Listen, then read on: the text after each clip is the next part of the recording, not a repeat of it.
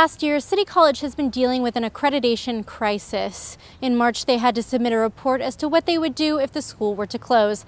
I spoke with department chairs and members of the community to see how important these programs are and how they would feel if City College were to close. The culinary program has been around for over 70 years. It's why we have such a strong reputation in the industry. But clearly, because we have been here for a long time, the economic value that we bring to the industry is unmeasurable in many ways. So the graduating class last semester of 42 students, every one of them is working in the industry. They're blogging, they're writing cookbooks, they're the line cook at La Folie, they're the line cook at Delfina, they are the manager at Nopalita, they are the manager at one of the pizzerias, they are the host at Quince, they're everywhere. We have a lot of very well-known graduates. Conley, the owner of Cowgill Creamery, Jeff Hannock, the owner of Nopa and Nopalita, Sam, the owner of Buy Right. We started with 6 employees. We currently have 120 people working here at the 18th Street store. On the block, and this is like one of the things that I'm most proud of, there was less than 40 people working on this block in all the commercial storefronts, and right now there's well over 400 people working on this one single block, and to me that's like what a neighborhood business should do, right? It should be an anchor, it should be a draw, and it should create synergy amongst the other businesses that exist, and create an identity for it. What do you think of the possibility of City College closing? Freaks me out. When I think about what an important resource City has been, not only to be, but so many people on my staff throughout the history, and it's not just staff members that went through the culinary arts program, but people who go there to learn English. We've had so many immigrants from various cultures who have utilized City as a resource for really assimilating into society, and to getting a foundation for which they can build their lives on. Something like 281,000 San Franciscans were not born in the United States. A lot of them are recent immigrants, and a lot of them have been here 30 years and don't really speak English. We've counted about 136 languages of our students. A lot of our students work in healthcare, childcare, hotel and restaurant, also construction to some point. For the non-credit student, the classes are free. This is something that California, I think, should be proud of. We're the last state in the union that does not charge for non-credit instruction. There is talk of changing that right now in Sacramento. I feel like we are blessed because we don't have to pay at all to learn English. This is our community, and different races could be successful without City College. It's very important. It's something like us. It's our key to have our kids or our communities get successful. What do you think the effect would be on the ESL community if City College were to close? People wouldn't be learning English anymore, or they could learn English because of the size of our program. There is no organization in San Francisco, even if they wanted to, that could take up the slack. City is accessible, and it's equitable, and every community needs an educational foundation like that to be able to thrive. In June, the ACCJC will respond to whether City College will be able to keep its accreditation or not. Either way, it's hard to imagine San Francisco without City College. At its Mission campus, I'm Sheree Honeycutt for Etc. Magazine and IDTV. Thank you all for being here. This is the Veterans Forum on City College of San Francisco accreditation.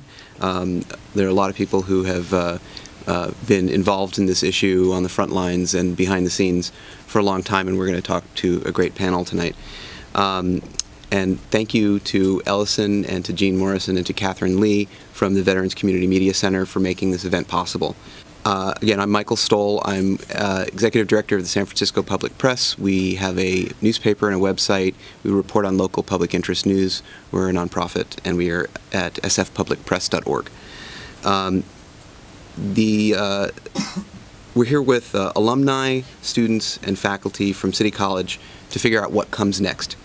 More than 85,000 students consider City College a vital source not just for university-bound traditional students, but also older and mid-career residents seeking job skills, people with degrees who want educational enrichment, and veterans looking for transition to civilian careers. But that era could be ending, and no one knows for sure what might happen if this city educational resource were to go away. The story of City College losing its accreditation has received wall-to-wall coverage since July 3rd, when the Accrediting Commission for Community and Junior Colleges announced that it was planning to revoke the school's accreditation within 1 year.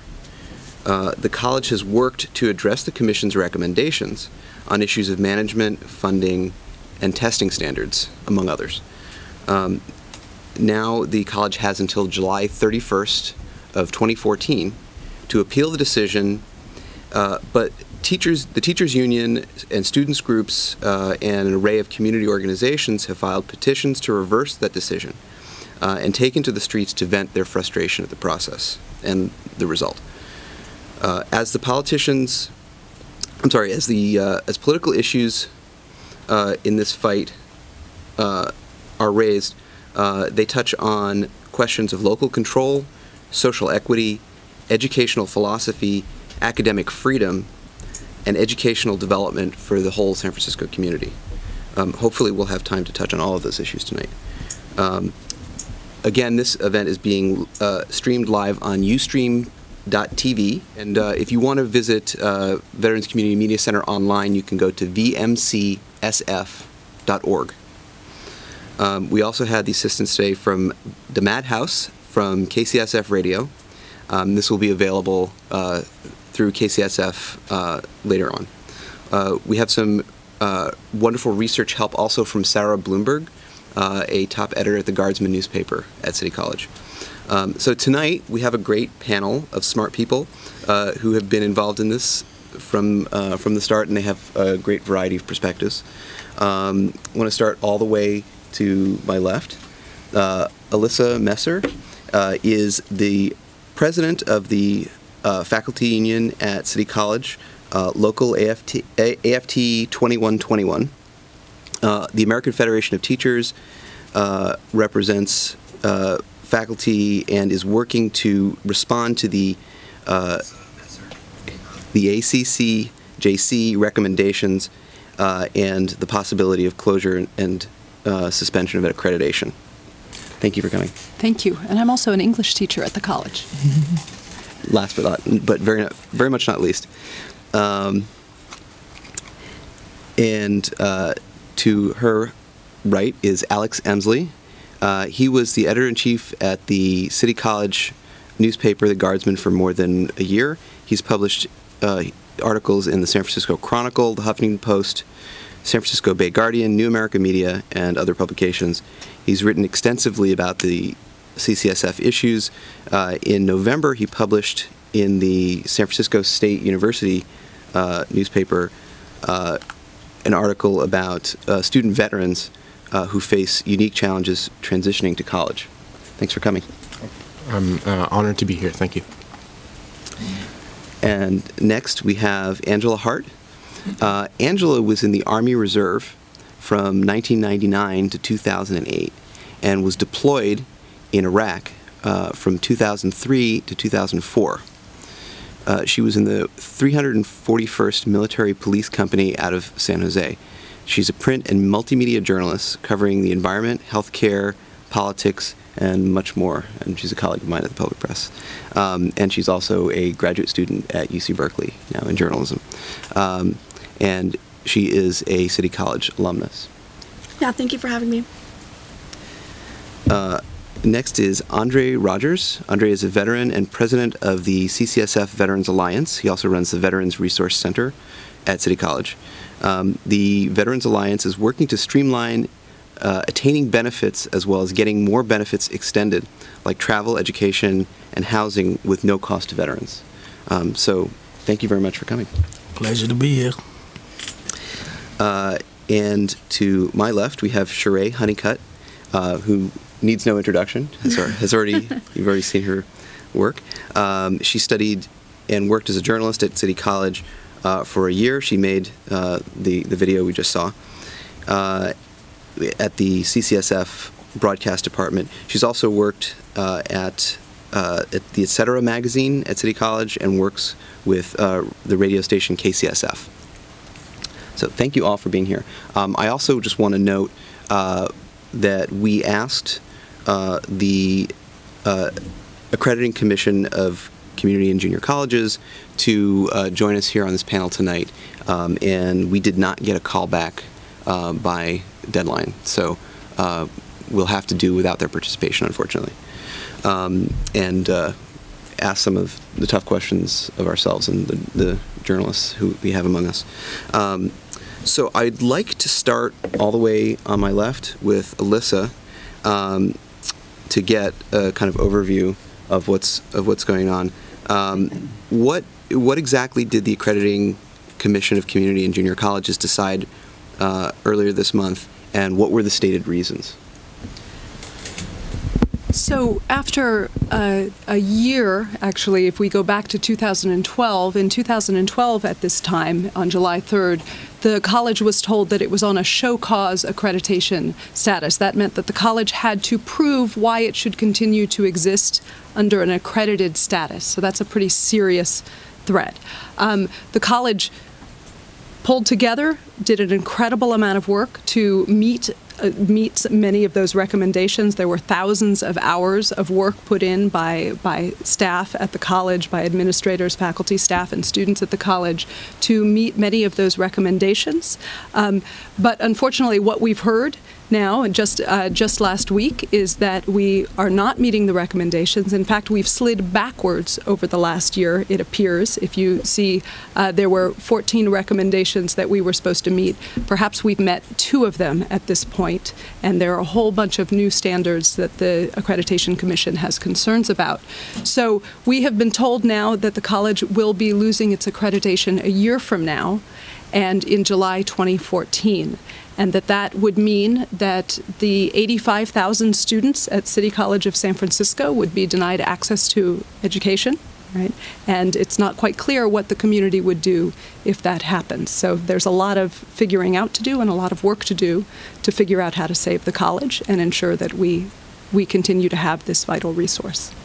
Thanks, and I wanted to just ask you a follow-up and to maybe go into a little bit more detail about what some of those recommendations were and the work that the college did over the last year to answer those questions in a kind of compressed time frame. Some of those things were easy to solve, some of them were much less easy to solve because they just naturally take a long time to develop, such as curriculum issues and long-term financial planning. And then I want to continue on with Alex with some other follow-ups. So actually, one of the interesting things that people who read the very extensive report from the Accrediting Commission will note is that there's no criticism of the quality of education that's offered at City College of San Francisco. There doesn't seem to be any question that students are receiving a high-quality education. That's something that doesn't seem to be in question at all. The issues are around finances, around what they call governance, around leadership, and things that are really pretty far away from the classroom and far away from the education that we're offering to our students. There are also some serious issues that they're pointing to around facilities and issues like that. So the college, the most recent report does say that we have made progress in some areas, but not enough of them, and also says we haven't had enough time. So they set up, it ends up sounding like they set up an impossible task for us, and now we're being punished for not having met that task. We can get into some more detail about that later, right, but as an overall picture. Thank you. And Alex, so you've done reporting on this for a variety of publications. From both an inside and outside perspective, what are the key issues that you think that you've seen that are most contentious, and which of these issues, either the financial planning, the pension fund for faculty, the sprawling number of campuses which the college is now looking to reduce, which of these and the testing regime, which is another issue kind of bubbling up in the background. Which of these issues, and you don't have to pick one, but which are your top ones in terms of the ones that are hardest to resolve and most contentious? Well, it is a difficult question to answer. I would point out that the final show cause report produced by City College and sort of turned into the ACCJC, showing cause why the college should remain accredited, was nearly 600 pages. I don't think it was quite more. But this is a year-long effort of very academic people submitting a report to very academic people for very complicated issues, and like Elisa said, there are 14 different recommendations. That said, the most contentious, I would say broadly, is the feelings that I've heard from, for instance, some of the members of City College's governing board, the Board of Trustees, who just recently have been stripped of all their power by the state. Seem to feel like that it's not really about solving financial issues. That the president of that board, John Rizzo, has an editorial in a weekly paper in San Francisco out on Wednesday, but also told me personally that the college has funded its reserves for 9 years in advance. It has a plan to be on financially stable footing. But that this is really, like you mentioned, an educational sort of philosophy fight of what should a community college be, and what function should it serve as far as preparing students for transfer to university, offering non-credit classes, economic workforce development in the city. That in itself seems to have been counted against the college, I think, a little bit in the ACC's decision to revoke accreditation. I can quote from a letter. This is from the ACCJC president, Barbara Bino, on announcing that decision. And he said, nevertheless, active protests against the direction the college is taking, expressed at governing board meetings and against the college leadership, indicate that not all constituencies are ready to follow college leadership and make needed changes in a timely manner. So the dissent itself and the college sort of struggling to redefine itself on sort of a downsized mission it seems to me, I would read that as counted against the college in the final evaluation. Well, obviously there are issues of, power. Who's going to control this process? Who's going to control the college in the long term?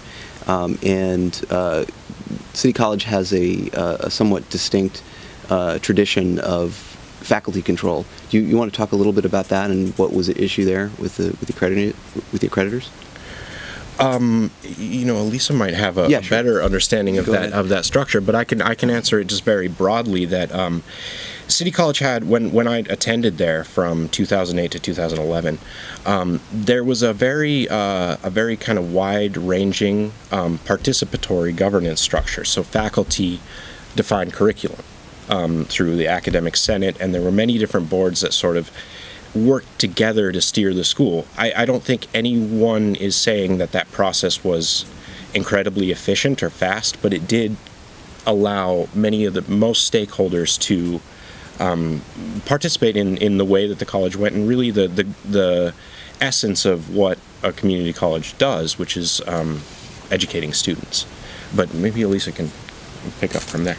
No, I think that's what we've seen is in the last year we've moved from a college that really, I think we felt had our students at heart and the community at heart, and was really working tremendously hard to ensure that we retained access for a broad array of services and programs, which has been, by the way, very challenging to do after 5 years of budget cuts and losing more than $50 million and really trying to hold together while the state was in fact losing more than half a billion community college students around the state. We were really trying to hold that together. That was done as a college, and that the faculty were behind it. The college overall was behind it, and so After the accreditation, the changes for the accreditation sanction, what we saw was a new interim leadership that came in and had a very different vision of how we should be managing our resources, who should be served, whether or not as many people should be served, and what kinds of changes to make. And that did really include a revamping led by the Accreditation Commission of how we looked at this governance structure that we have. So we have a new structure now that is underway that is very different. And one of the things that we've been told in the most recent report is that that new structure is not finalized or clear enough yet, which I think everyone at the college would agree with. Most of us are not particularly, most faculty are not particularly happy with that structure and are hoping to see us retain the real communication and being able to be very involved in the interests of our students. But we're in a position where there is a new administration that's really more interested in having control and making those decisions entirely on their own. Okay, so you're referring to the new special trustee appointed by the California Community Colleges, Robert Agrella. Mm-hmm. And he now basically has the power that the elected board of trustees has had for many years. Is this a move that has precedent in other community colleges, and is there a way out of that?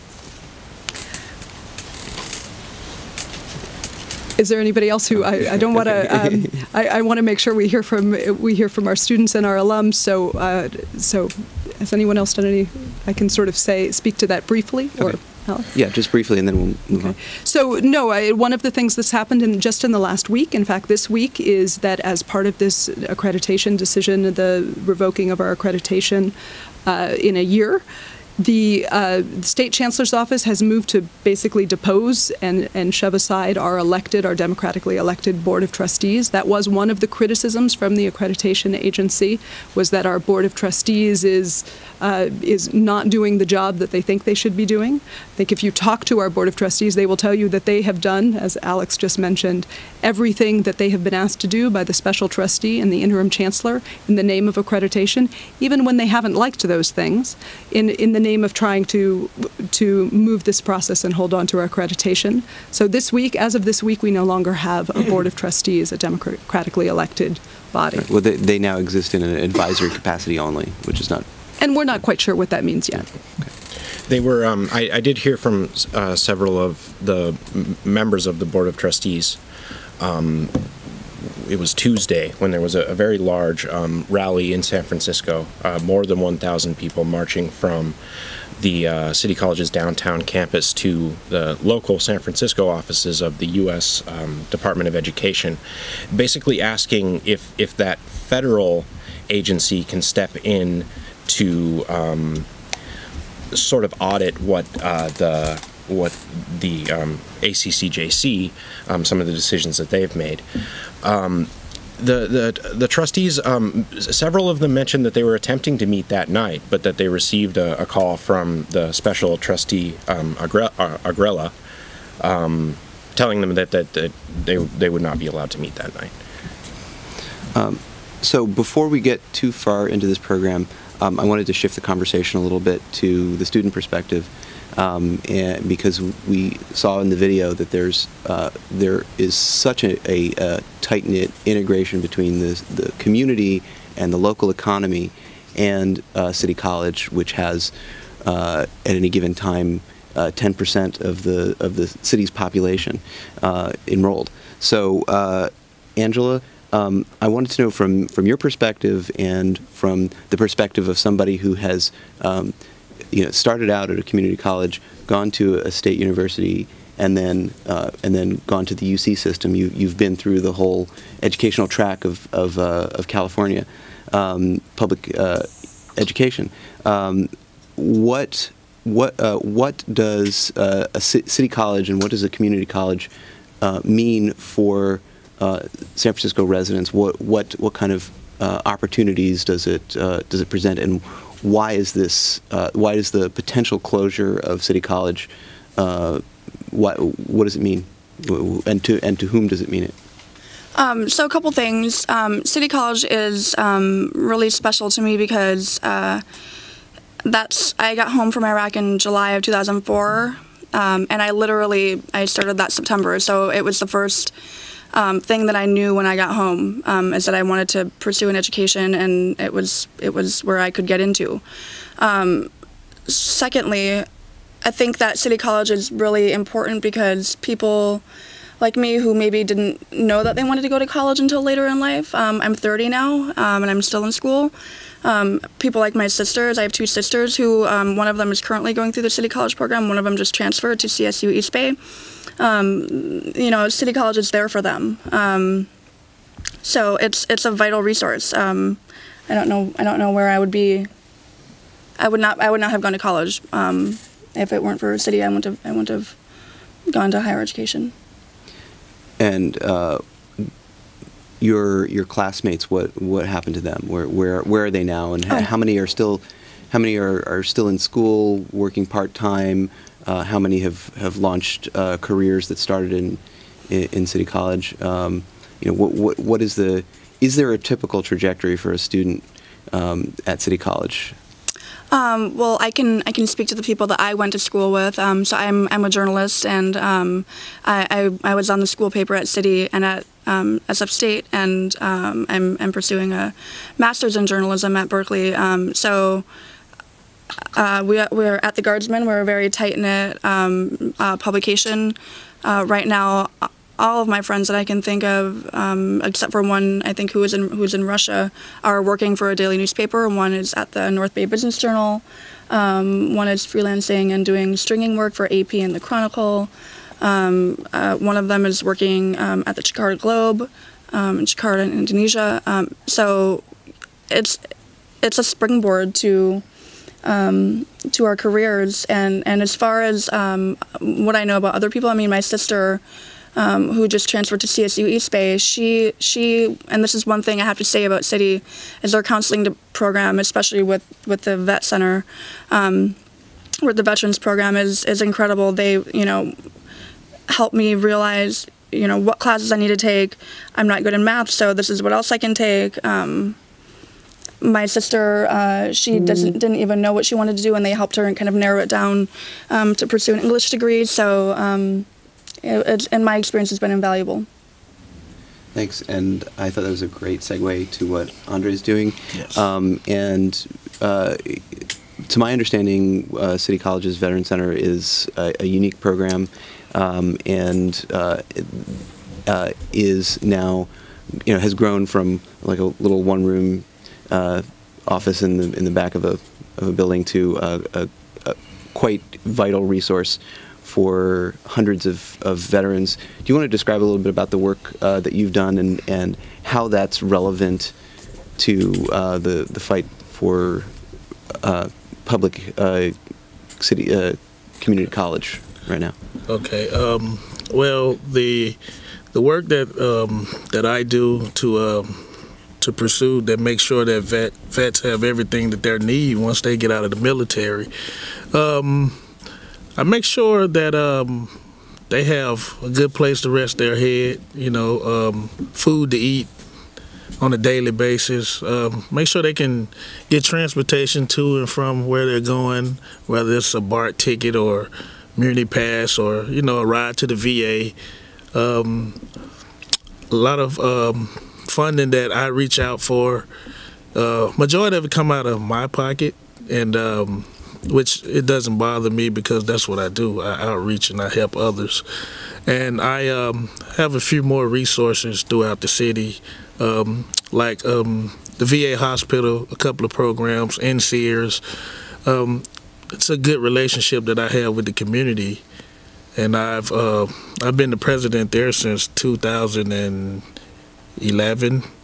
And it just took a whole different spin from 200 vets to over 1,100 vets, 1,100 veterans. That's a big responsibility. You know, so for the community, this would keep our guys very active. You know, because if we lose City College, it loses accreditation, the guys would be pretty much lost. You know, no financial stability, because this is the second highest BAH, which is basic housing allowance in the country. Which that means a lot, because this is an expensive area to live in. And Boston is #1, by the way. So if City College is gone, you know, I really don't know what we would do. It'll be a big storm of just brains trying to figure out, should we get them to other colleges, but if they're going to pay, you know, as much. It's just something we have to start at the educational level and work our way down to individuals, whether it's finding them a job or finding them a new school to go to. So it seems that that City College is superficially an educational institution, but has so much more that can't really be measured on an academic basis that is integral into bringing the community together. What become of your the folks who visit the center, and how do resource centers like the Veteran Center, you know, help guide people into civilian life? Yes, the camaraderie of many generations of veterans that come through, whether it's Vietnam, Iraq, Afghanistan, Korean War, we got all kind of veterans. It's a place that we share a lot of information with each other to kind of stay afloat in the community. You know, whether it's roommating with each other or something like that. So it's vital that we fight to with each other as for the community, the veterans that's in the community, and the college, just to make sure that we don't lose it. I mean, I don't know what we'll do with all those guys. I mean, 1,100 people. Oh man, it's a lot of people. Andre, did you talk about the fact that it's also a VA? Oh yes. Oh, we are the well, a lot of colleges wants to kind of have the program that we have, because we started off as just a Veterans Resource Center. Then we have a Veterans Administration Affairs side to the building as well, which is one of the only ones in the country. There's only 2 now. And every college is trying to get that now. We have psychiatrists, doctors, and therapists. They all come weekly, and you know, once the guys get out of class, if they're frustrated or whatever, they could come talk to someone, you know, and not just lose it, you know, because a lot of guys, you know, they will lose it if they don't have the right help. Yeah, normally you might have to go, you know, wait on an 800 number, or go out to Fort Miley, which is out and it's out at Ocean Beach. It's not close. It's not too far, but it's not right there. So it's a really incredible thing. This is not happening in a vacuum. So we've talked about all of these issues of, you know, the particular 14 recommendations, 2 of which the Commission says has been addressed. This is happening in the context of a national recession, of cutbacks on the federal and state level, and pretty rapidly changing philosophies of educational, you know, educational testing, and what community colleges are for. So what are some of the main reasons that defenders of the college say are the background issues that kind of supersede the 14 recommendations? Are you referring to what the ACCJC is saying that needs to be changed for the college, or what you've? I'm sorry. Well, there have been all these cutbacks, hundreds of millions of dollars right. on the state level. I think some of the critics of the process have said that it's kind of a moving target because essentially they're trying to create a university that can adjust to these lower this smaller footprint. How much of the conversation among the students and faculty and staff and supporters of City College are about those issues and trying to address the larger issues of public funding of community colleges? How much of it is trying to address the specific concerns of the accreditors? Okay. Well, I think that with Prop 30, and things like that, we've really seen the community say that schools need more money. We need more assistance. City College is huge. It has multiple campuses, and it's not something that's easily run. When you take more money away from something, how do you adjust to that? How do you change? And I think it's always a difficult adjustment period, which, CCSF is definitely in. This just adds to the accreditation crisis, adds to the issue of change. I feel that with the adjustment the school is going through, it's almost like kicking them while they're down. How are they supposed to adjust when they're not given a chance to adjust? They're not given a chance to change. It's sad. I think a lot of the students feel that City College does have things that it needs to work on in terms of maybe organization, but I think everyone really is just passionate about the school and what it represents and what it brings into their lives. And so I think that the school losing its accreditation is it's an awful thing that's happening, and it would be just devastating. I think that's pretty much what the student body is feeling. It's just a devastation as we're adjusting, we're changing, we're evolving. So to kind of say halfway through that evolution to where we're going, to say, well, we're just going to stop. We're going to end here. We're going to completely change, and everything's going to be different. And we don't even know what that would mean. I think it's just devastating. I guess this gets to a larger question of what is a community college for?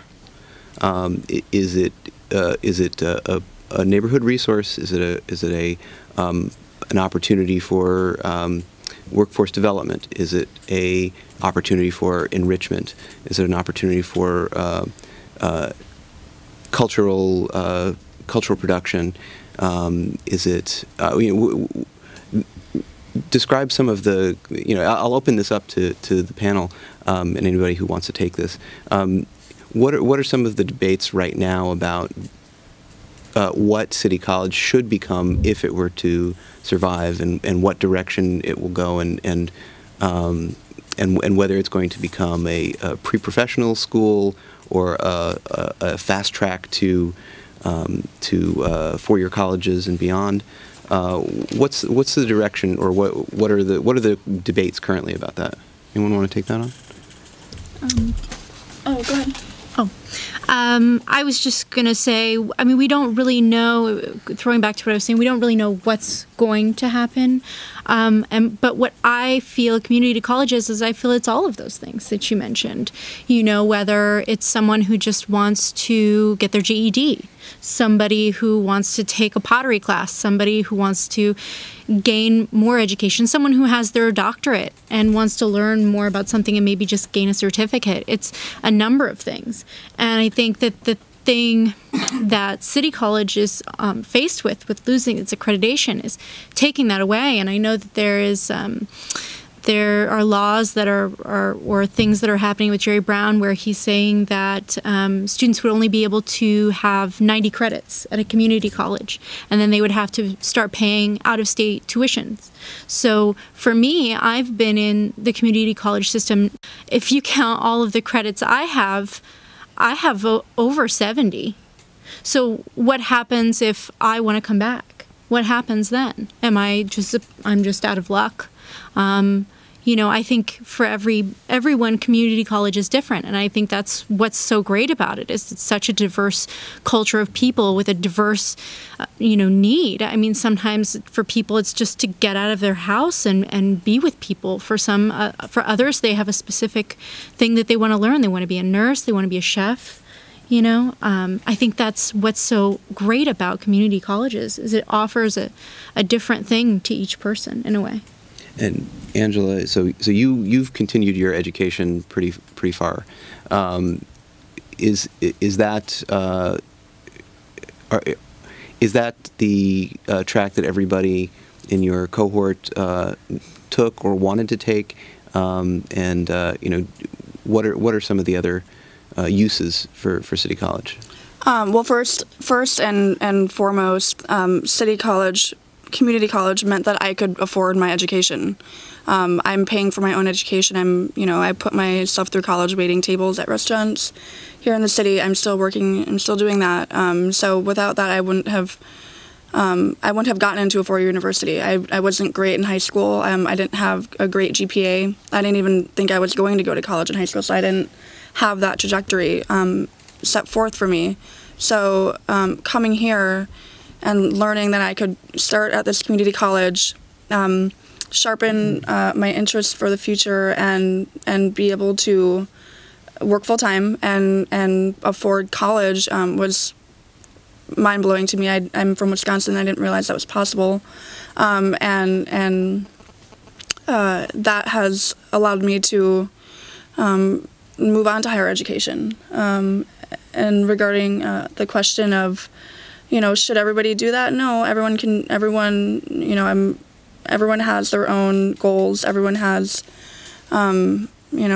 things that tip them this way or that. Yeah. Andre, go ahead. I know for the veterans that I've talked to since the accreditation issue, their main focus is it's not what the school is going to be. It's what are we going to do if it happens. As for what school are we going to go to? Because, like I say, it's a different community with these guys and girls. They come to school after returning from combat or many years after school, and it's different for them because they have many psychological issues, physical disabilities, and coming back to school with a bunch of younger kids, majority of them are younger. It's kind of tough on them, So their focus is to just hurry up and get out of City College before the accreditation issue is what they're planning to do. Which I say about 60% of them are. They will be gone. But, the 40% and the big influx of people that's going to come in spring, that doesn't know about the accreditation issues, which the down draw troops from Afghanistan, it's going to be like, oh man, all over again. So it's a lot of work for us. So what do you say to students who are matriculating or coming back, and they might not be able to complete their degree because the university or the college might disappear? What do you tell them? Do you tell them just stick with it and become an activist, and yes. or study law or lobbying or political science in order to make this happen? What? Pretty much that's pretty much where we're at right now, and I'm working with a couple of different programs throughout the city to come up with a couple jobs. So we'll come up with maybe 100 jobs before the next summer for sure, maybe more. Because that's what I do. I like to outreach and get out to the community, and there's a lot of people willing to help veterans, especially during this crisis. One to be known, Eddie Ramirez. He's an awesome guy who works at the VA. He has many titles throughout the city. Oh man, amazing guy. So me and him are creating jobs and talking to the VA about, you know, some possible positions that doesn't require degrees, only, you know, certificates or experience. So that's what we're doing on the veteran side of the house. So you're trying to create contingency plans for in case people don't actually get their degrees? Yes, sir. Alyssa, you want to say something? So, you know, part of this just speaks to how complicated this issue is, right? We can't cover in an hour the complexities. There are, I mean, I think our students and our alumni are the best advocates for what City College does for our community, and you've heard some of that story here tonight. And at the same time, there are realities in terms of what students are dealing with right now, thinking, am I going to stay here? What's going to happen to me in a year? Are we going to have a school? I wanted to take a minute to say, we are doing everything we can to ensure that we have a City College not just this next year, and people need to know that they can enroll and they should enroll and all the classes will count, but that we have a City College going forward for another 75 years. That's really the goal of all of the faculty at the college. The college is committed to that. I think the community is committed to that, and we need students to come and be part of making sure that happens, and part of that is enrolling. At the same time, we can't really have this conversation about what's happening at City College without asking some real questions about why this accreditation commission is having this impact. Because one of the big questions we should be asking is how could, for some reasons that have nothing to do with the quality of education, that part we all agree on, they are threatening to take away a college that serves 85,000 students a year. Right, and have that kind of impact. Yeah, what is the ACCJC? The ACCJC is the accrediting commission. What is it? And what are they? They are well, they claim to be a private organization, but they're funded by state tax dollars. They're actually funded primarily, almost entirely, by the colleges that they accredit. They get their authorization from the federal government, and we actually we had that question a year ago when we thought, wait, something's really wrong here. We have gone from having no significant problems at the school. We always had a clean bill of health in terms of accreditation. They made a couple of suggestions along the way, and then suddenly last year they were threatening to take away our college. So we actually spent about the AFT 2121, my local, and the California Federation of Teachers, we spent about 9 months doing really deep legal research and trying to figure out who are these people? Where do they get their authority? What's going on? And that process in that process, we not only found that we had significant concerns, but we found that people all over the state have real concerns, but that there's a culture of fear around talking back or asking questions about this body and the accountability of this body. We've put together a nearly 300-page complaint, which we filed in April, both with the ACCJC, and now we filed it with the Department of Education. It's now under review by the Department of Education, that demonstrates, and there are hundreds and hundreds of pages of documentation that go with this, but they demonstrate that this accrediting body has made all kinds of missteps, all kinds of conflicts of interest that are happening, significant conflicts of interest between the accrediting body and what happened at CCSF when they put us on show cause sanction, that they violate their own policies, that they violate state and federal law.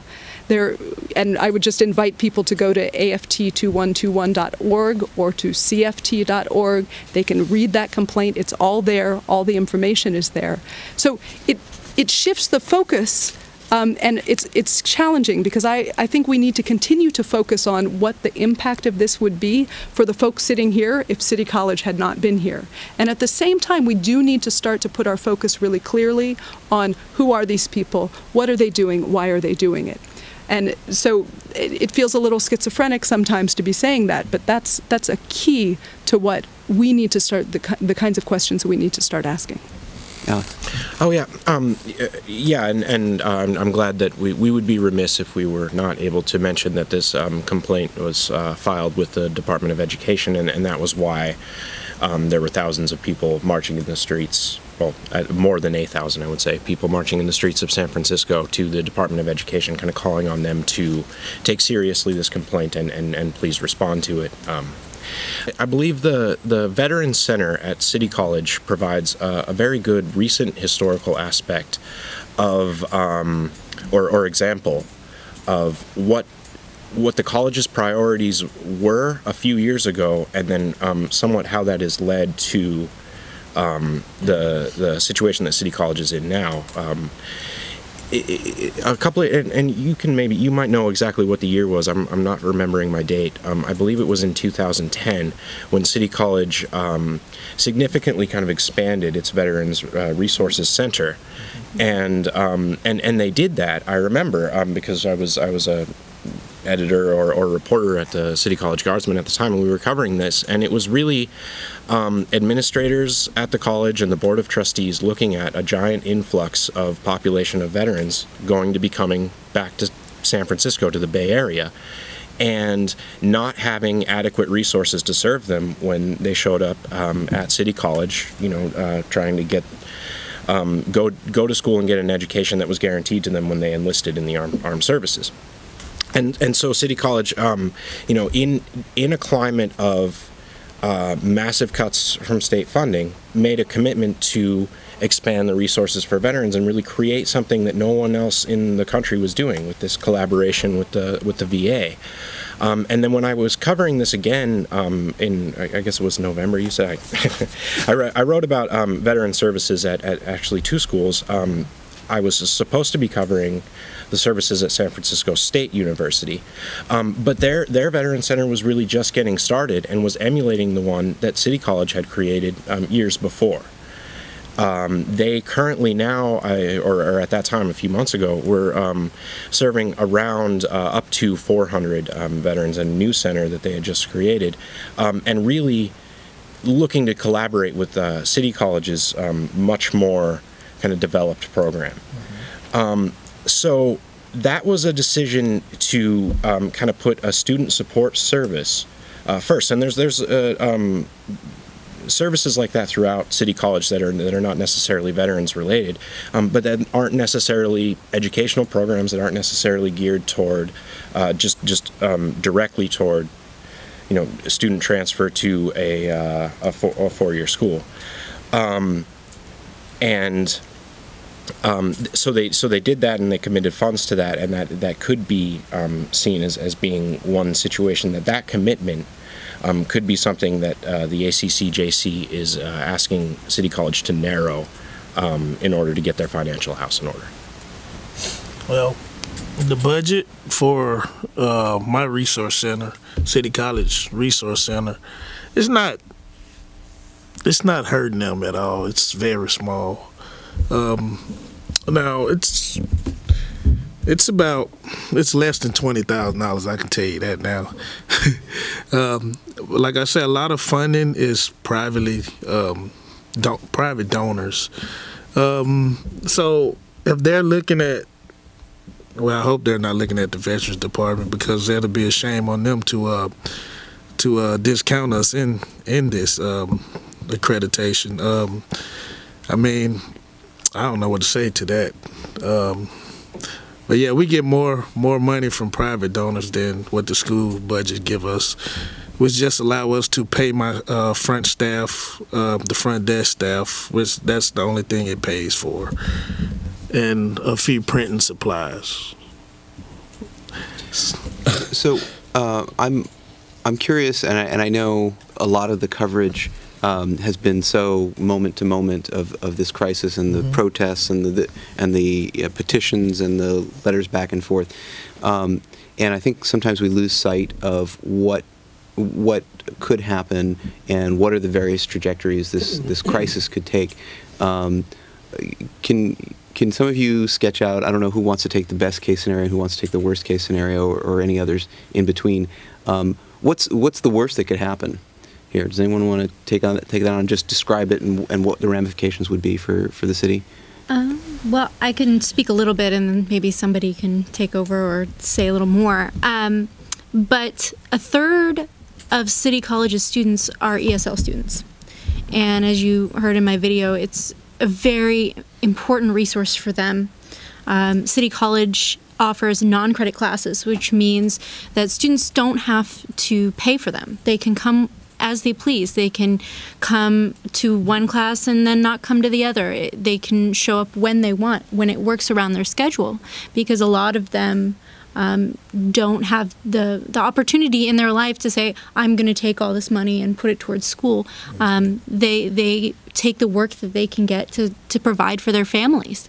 And I think, you know, a third of the students of City College won't have that resource. So how will they assimilate? How will they learn English? It's almost like you were saying with veterans. I mean, it's the first stop. It's the first stop. I was telling Ellison over the 4th of July weekend, right after we heard about the possible loss of the accreditation in a year. I was at a party and I met this woman's husband, she's a Spanish teacher, and I met her husband, and she says, oh, my husband went to City College for 4 years. And I started talking to him, and he said, I went to City College for 4 years on non-credit ESL classes, and he went from a life of crime. He was doing drugs, but when he came to City College, it changed his life. He works now as a person in the community here in San Francisco, helping low-income families find work and find housing. And his life is totally different because of the 4 years that he spent at City College. So when you say worst-case scenario, I think of people like that. Well, where would he have gone? What would he have done? Is it? I think the Chancellor's office has described this as a reform process instead of they're downplaying the idea that the college might actually close altogether, even though if accreditation loss did go through, millions of dollars in state and federal funding would go away. So what could this actually happen? Could all of the now, I think it's down to 12 campuses, actually close their doors and have all these students scattered to the winds? Is it going to transform into something else? Is some other community college going to try to come in and rescue it? What are the various scenarios that people are talking about, or are people not even going that far because it's a lot of it's a long ways down the road? Well, I don't think people really want to talk about what seems to be more and more likely since July 3rd, which is that the college could actually have its accreditation revoked and not have any way to fund itself, and essentially would have to close.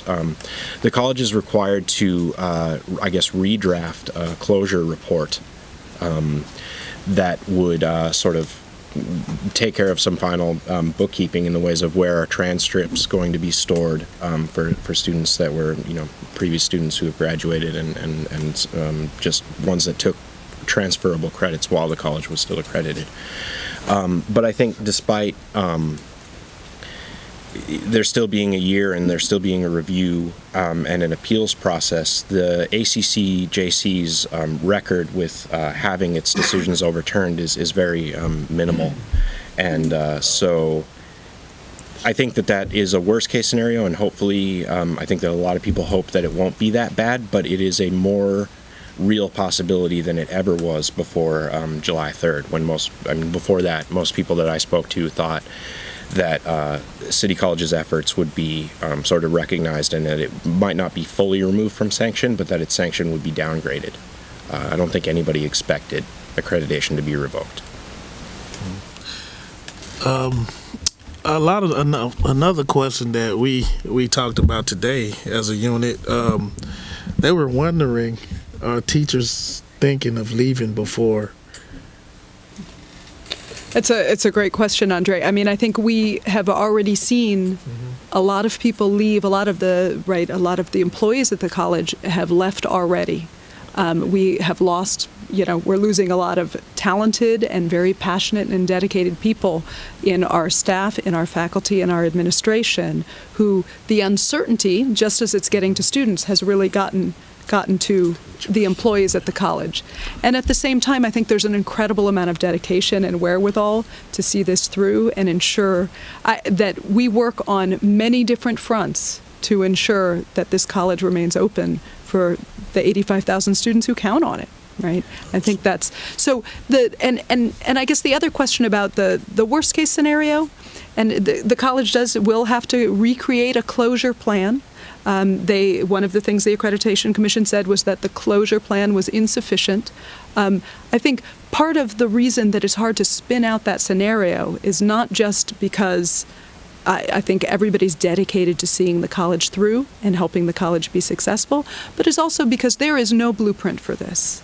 Right? This is a college that serves an incredible amount of the community, and that is a very large college. And the idea that it would somehow be absorbed by some other college somewhere else in the Bay Area, that it would there is no scenario that addresses what the needs in San Francisco that would go unaddressed if the college did in fact close its doors.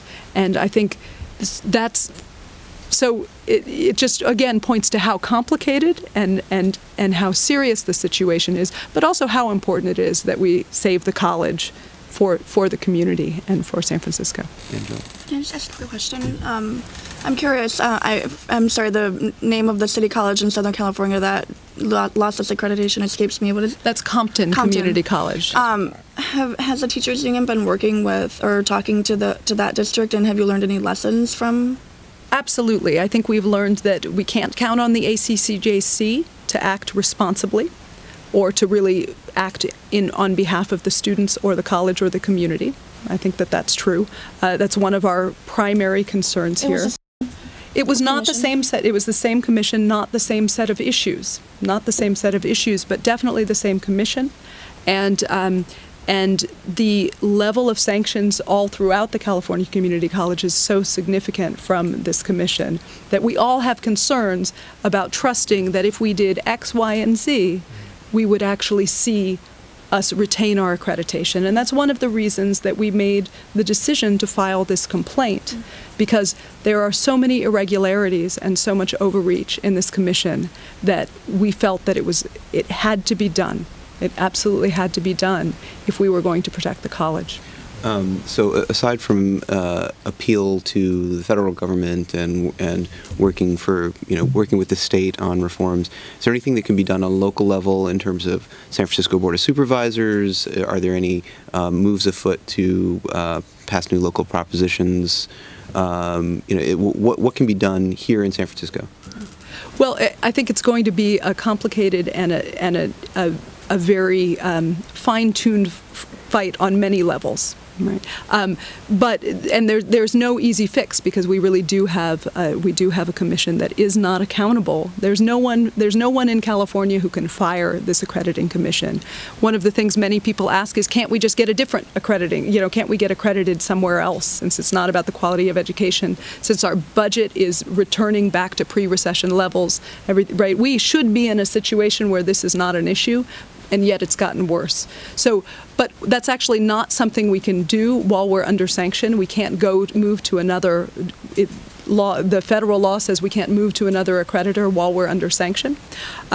So this is going to be a process. I think there are things that people can do to join in that process. And I would, if I have a moment, to mention a few of those. One is just to ensure that people enroll in City College, that they tell everyone that City College is open. And one of the ways you can help save the college is to ensure that students stay and continue to get a good education here. That's a real simple way. The other thing is that I think veterans, alumni need to be telling their stories.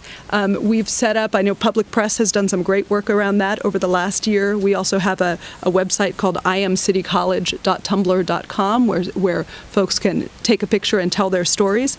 But people need to learn more as well, and they can do that at aft2121.org and at the saveCCSF.org coalition. We're really getting out a lot of information about the ACCJC, about the educational reform mechanisms that are a part of this picture and a part of this fight about privatization, what's at stake, and what some of the next steps are. Great. And we're actually running out of time here rapidly, but we wanted to give the opportunity to some folks in the audience to chime in, cover in any of the fill in any of the gaps that we might have left in the conversation, and talk maybe about their own experiences I know there was some conversation in the back earlier, and actually, if you just want to take this mic, pass it around so that we can get the live stream going. Should we do the mic at the other end? Yeah, you can't really move it that much. Okay.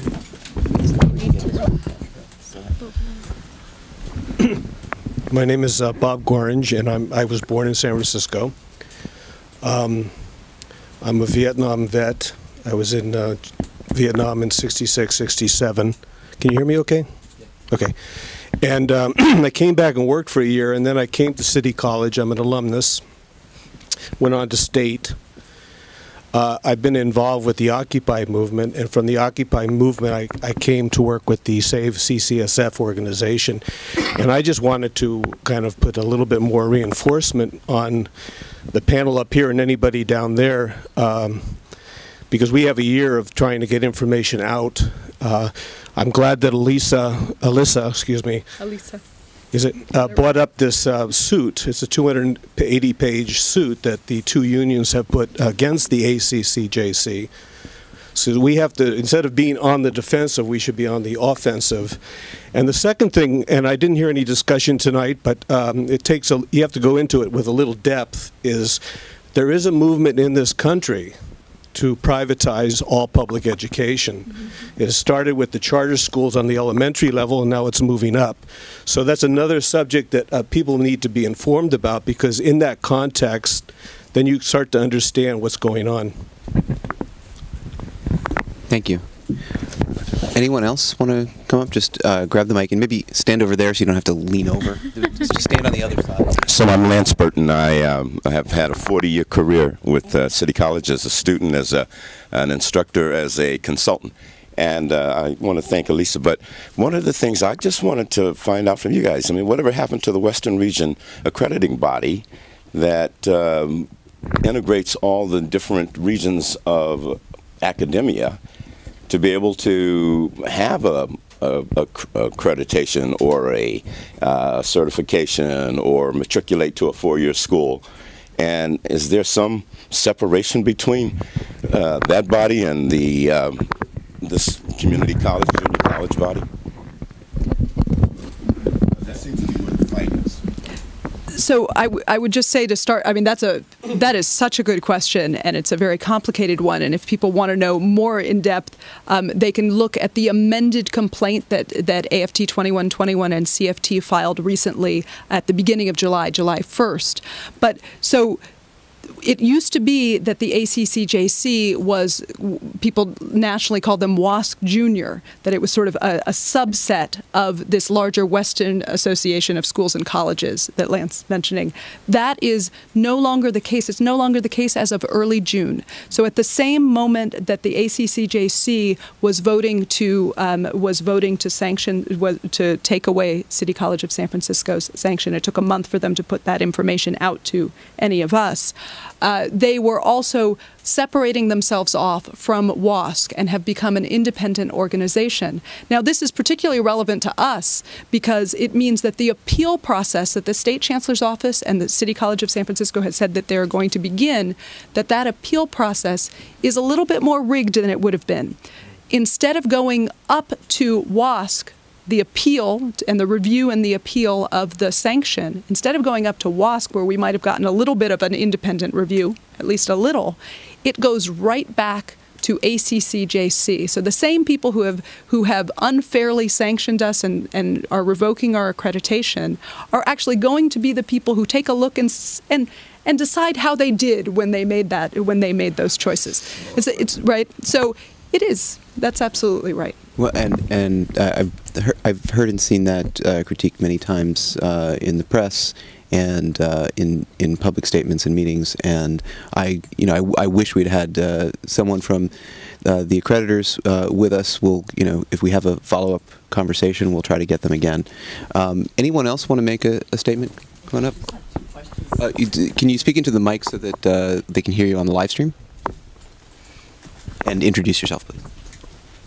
Hi, my name is Barbara Skinner. I just have two questions. Was that last information, what you just conveyed, is that part of the complaint? That's part of the amended complaint that we put together reflecting what has occurred. We put the first complaint in on April 30th. And since then, the ACCJC has enacted new policies, including a policy to shred documents that allows folks to shred documents so they can't track this, including separating off from WASC. They held a meeting that was supposed to be a public meeting that the public couldn't get into. Many people in the city read about that, and many of you were there. So there's an amended complaint. We put it in July 1st, and it addresses many of those more recent issues. Thank you. I just have a suggestion. In New Jersey, when different groups wanted to raise money, for example, with various environmental issues, they proposed for instance, like a 0.25% tax on the real estate transfers, and that was able to raise a lot of money.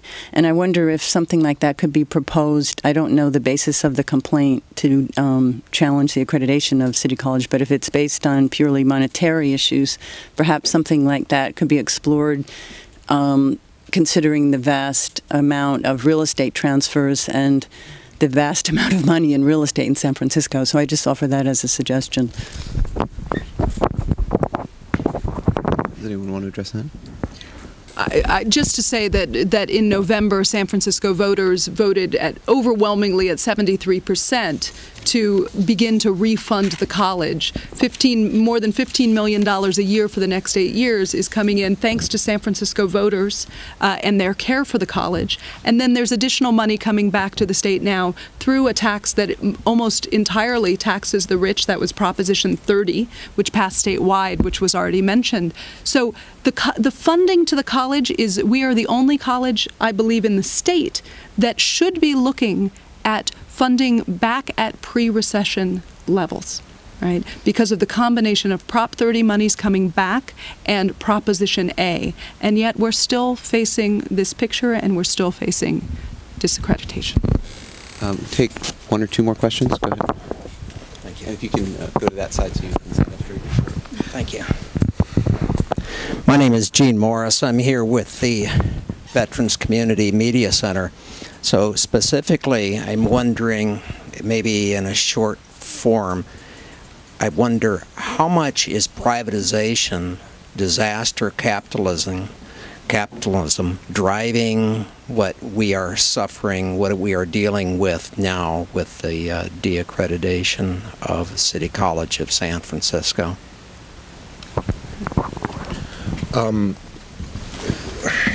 I mean, it's somewhat difficult to say for sure with any level of verification. All I can speak to is that I've heard it raised many times in the city. I can, I met a person on Tuesday, in the streets at the rally for City College, who was an instructor from the City University of New York. And his message to the crowd was that San Francisco is ground zero in the fight for public education.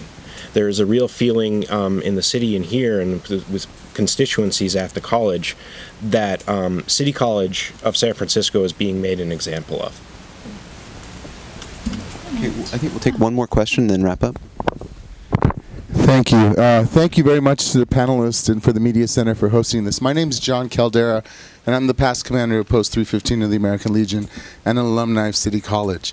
The music program helped save my life, and that's something that wasn't really mentioned here. City College not only is a lifesaver, but it's a quality of life enhancer. The Disabled Union program helped people with living with HIV for many, many years. It's helped our veterans that are returning back.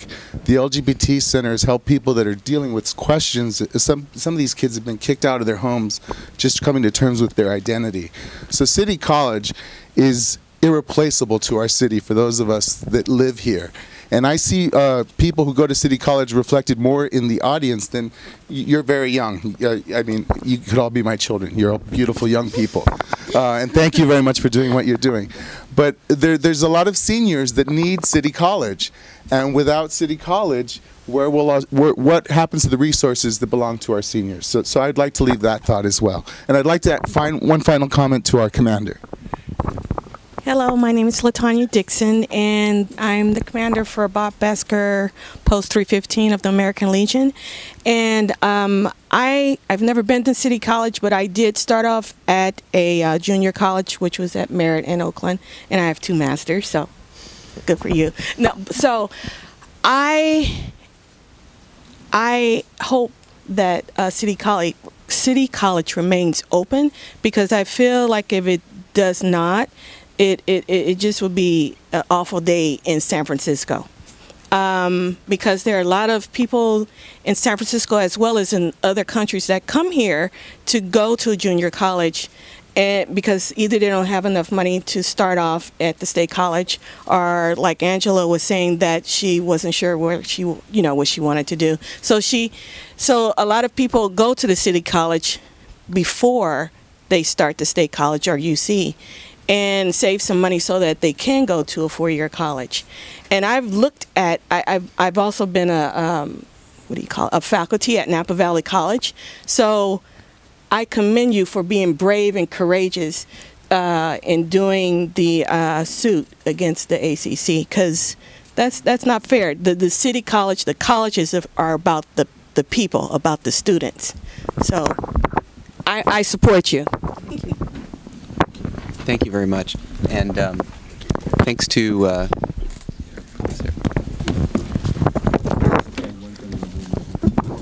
go ahead real quick. So, because what you guys are doing, follow-up, right? If there's some way to kind of track, like they say, follow the money. In this case, I'm interested in finding out whether you can follow the interest of the parties that are involved, and that go back to the state chancellor who just retired, the folks that are now on the who was she? She was the president of Berkeley College. Her husband, some other folks there.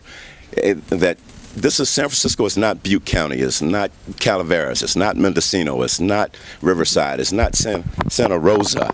And I think that what this gentleman was trying to do is cast a die that looked like those kinds of small 10, 15,000 student campuses on a 90,000 student campus.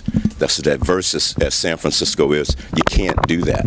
30 seconds. So I would just say we absolutely, in San Francisco, we have to be struggling for all of the communities and to ensure that we retain that access for all of the wonderful reasons that you heard here tonight for different people. We need to keep the community in our community colleges. So if people are interested or have information or have ideas, please get in touch with us at aft2121.org.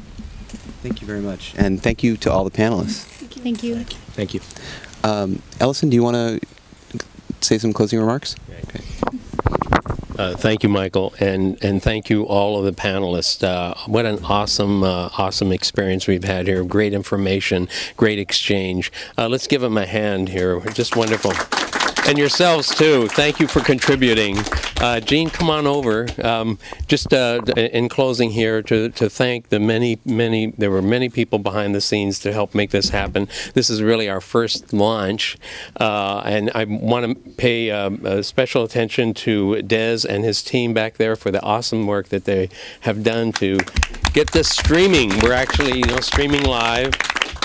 And and it was mentioned Catherine Lee, Howie Beck, who is not here, unfortunately, but he really was the driving force to get us connected to you all, and it was really wonderful. We're grateful. And to Sam Gold, who provided us with the technical equipment today, and to Dina Boyer, who is manning the camera there, so we can. It's really wonderful. So thank you all for being here. And Jean, any closing remark? Well, certainly the reason why we're having this extraordinary forum is because of Ellison Horn. So I'd like you to express your appreciation. We'll be having more of these forums. We want to hear from you. We want you to come down, be involved. This is your facility as much as anyone else's. So this is all about community. So please come on and let's do more of this. Thank you.